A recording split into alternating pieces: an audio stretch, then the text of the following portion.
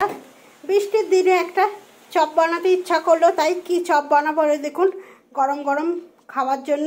এই যে মোচাটাকে একটু সেদ্ধ করে নিয়েছি বন্ধুরা, নুন হলুদ দিয়ে।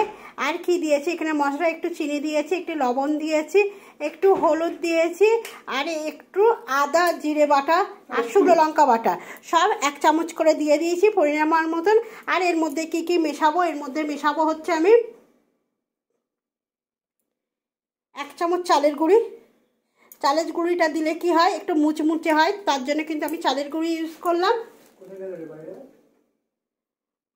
আর পরিমাণ মতন বেসন, এটা দিয়ে কিন্তু পুরোটা মেখে নেব, নিয়ে কিন্তু ভাজবো। দারুণ লাগে খেতে। আমরা যেটা এটা নিরামিষ, তার জন্য কিন্তু এইটার মধ্যে আমরা কোনো রসুন দিলাম না। যারা রসুন খান তারা কিন্তু এখানে একটু রসুন থেতো করেও দিতে পারেন, তাহলেও কিন্তু টেস্টটা ভালো আসে বড়ার ক্ষেত্রে। আর আমরা যেহেতু নিরামিষ, ওই জন্য কিন্তু আমরা রসুনটা বাদ দিয়ে এটাকে তৈরি করব। চলুন এটা ভালো করে মেখে নিই, মেখে নিয়ে তারপরে দেখাচ্ছি।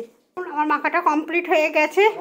এইভাবে মেখে তারপরে এবার ভাজতে যাব। চলুন ভেজে নিই। আমি ভাজছি এবার মোচার চপগুলোকে এইভাবে লাল লাল করে মুচমুচে করে ভেজে নেব। চলুন ভেজে নিই আগে। এই দেখুন আমার মোচার চপগুলো কিন্তু এইরকম হয়েছে খেতে। এবার একটা খেয়ে দেখি কেমন হয়েছে।